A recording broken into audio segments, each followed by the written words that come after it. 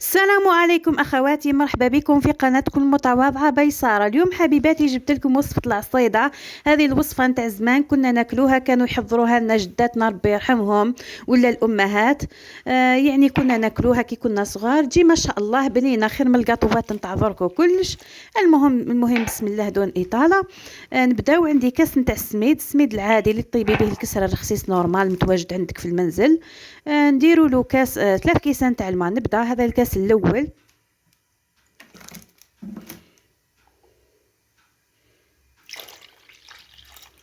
ومن بعد نديروا الكاس الثاني،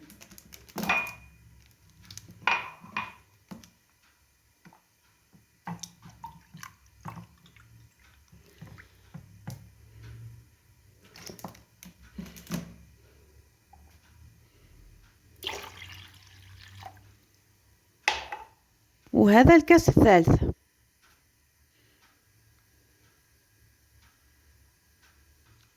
واش نحتاجو ثاني اخواتي في الله؟ قرصه صغيره تاع الملح باش ما تجيناش مسوسه، ومغرفه معمره نتاع الاكل من السكر العادي.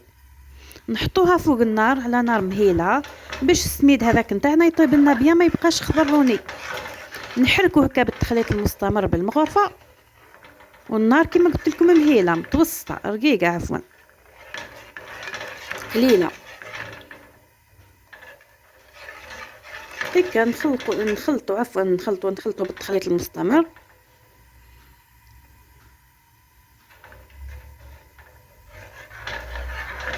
ويعني أكلة لذيذة تقليدية بسيطة اقتصادية، يعني توكلوها لأطفالكم، مش كي يكونوا صغار خلاص شوية هكا. يعني خاكم تشوفوا في أمهاتنا تاع بكري وجداتنا كيف يفكروا، يعني ما شاء الله عليهم، خير من القاطوات نتاع فرك والحلويات هذو اللي ما عندهم حتى معنى، ويديروا داء السكري فرات. هكا اخواتي في الله تبقاو تحركوا. هاو مازال هنا السميد لتحت ومازال الماء الفوق، مازالت ما طابتش. راكم تصبروا عليها شوي، قولوا واحد 4 دقائق هكاك تجهز معاكم.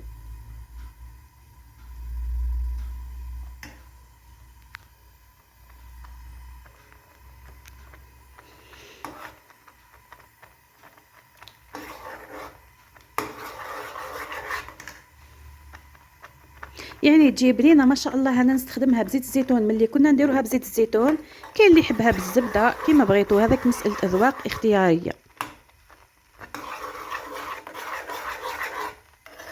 ها ولا هنا السميد نتاعنا بدا يشرب هذاك الماء، بدا يتشرب فيه. نحركو هكا اخواتي بقوه بسرعه كيما درت انا.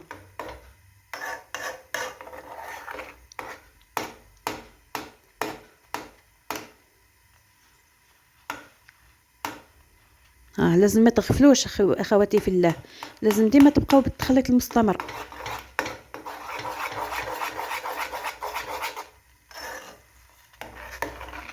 وتجي بنينه ما شاء الله، انا نموت عليها الحق يعني. مام وانا كبيره هكا ساعه على ساعه نديرها.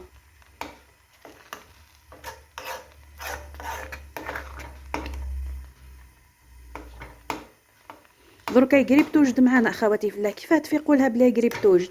يبدا هذاك التبقبيق على كيما نقولوا حنا الفقاعات هذوك يديروا على الجوانب، وتحسوا فيها بدات خفيفه. شتو في الكاسرونه تحسوها بدات شغل تتهز من الكاسرونه.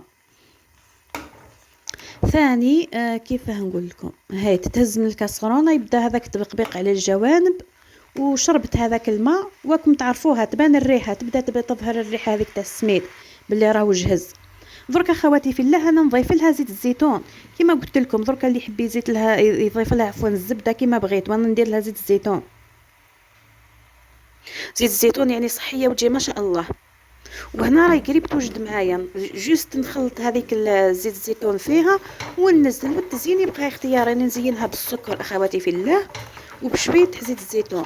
ونتمنى اخواتي في الله الوصفه هذه تنال اعجابكم، واذا نالت اعجابكم فضلا وليس امر ديروا لي جيم كومنتير، وتابوناو عندي في الصفحه باش يصلكم المزيد والمزيد ان شاء الله من الوصفات.